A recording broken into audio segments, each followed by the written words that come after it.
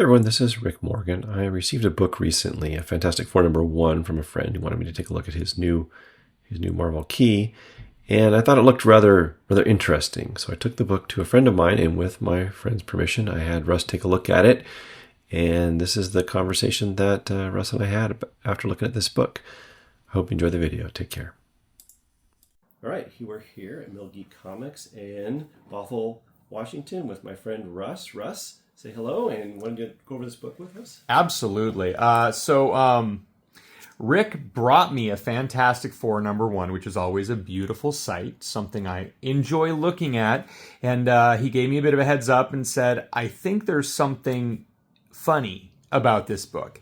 And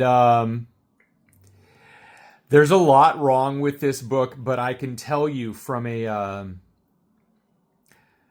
collector and a dealer standpoint, someone went to a lot of work to try and trick someone on this book. And it's amazing. This is so much like an onion. They're just layers after layers after layers. And so we're going to start right here. When I pulled the book out, I looked at it, and the first thing I was noticing was that the creases looked weird.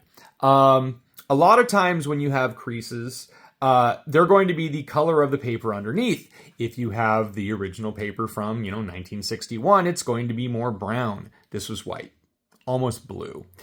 So that looked weird.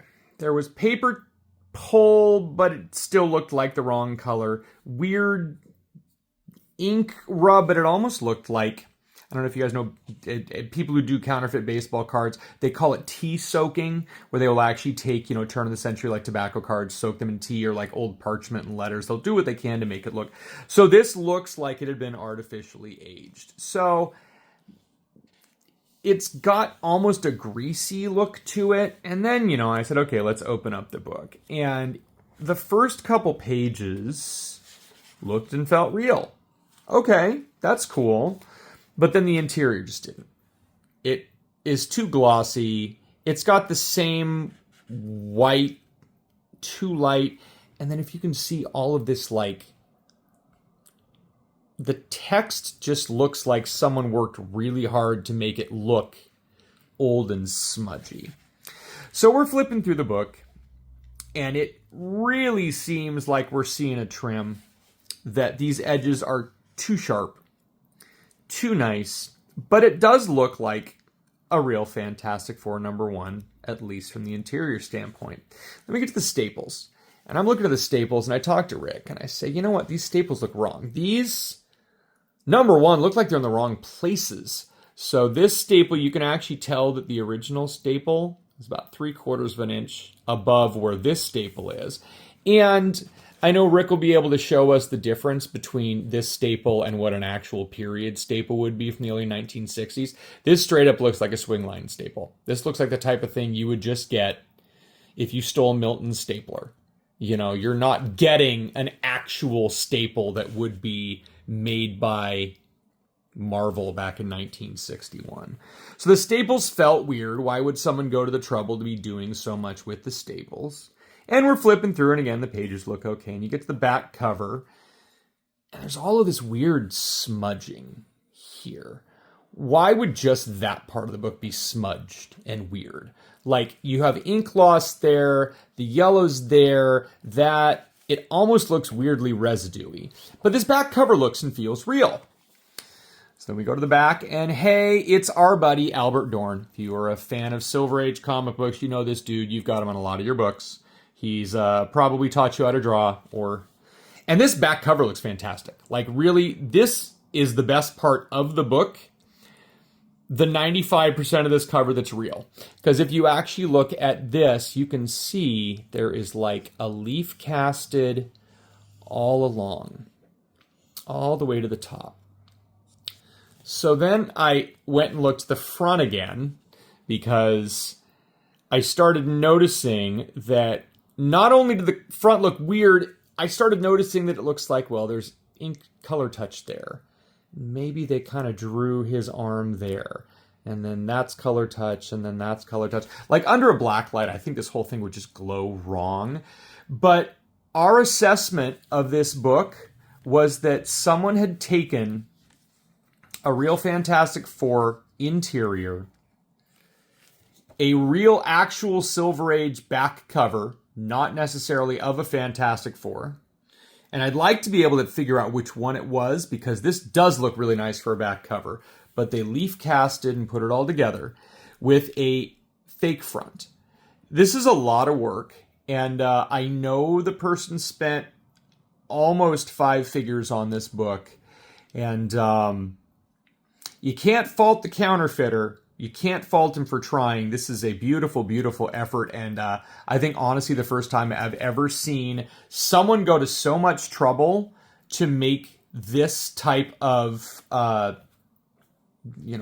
Fugazi. Well, Russ, do those look like tape pulls on the cover too? Almost like the back of like another comic book? Well, when I first saw this, these tape pulls, I was thinking maybe it was like, I use a lot of resealable bags when we're doing modern books. Like maybe someone had done the, I put the sticky part of it down and then I ripped it off. But, even the little sections that are coming off, someone very intentionally tried to pull this to make it look older. But yeah, the color on the interior, I'm not going to tear a, comic book from 1961 to show you what it should look like. But yeah, even just the way this paper is coming off a little bit. Yeah, someone definitely did this intentionally, whether it was 2 small pieces of tape or 1 straight piece of tape. But, just to try and make it look and feel older. It's still, it's a beautiful book either way. Even with a fake cover, I'm not even mad. That's a beautiful looking book. It's a great book. Oh, I agree wholeheartedly. It's something where any collector knows that the Fantastic Four is, number one, is a grail. It is something that if you were a Marvel collector, you need to have that. That AF-15, ASM-1, these are kind of the type of things that I know that Marvel collectors really strive to collect. So I understand completely if, you run into someone and they happen to have a copy of this at a show and they're looking for a quick sale. Well, if they're looking for a quick sale, look carefully. Please do, because this is the type of thing that this is a cautionary tale. It's a beautiful job. It really, truly is. And the amount of time it would take for someone to actually go and glue together, make the paper, soak, whatever they did for this, it's a lot of effort went into making this book. Just marrying the cover is difficult when there's 2 different types of paper and putting the holes in it, and then putting holes in a different spot, no less. Oh, absolutely. Here we go. We'll look again because you can see.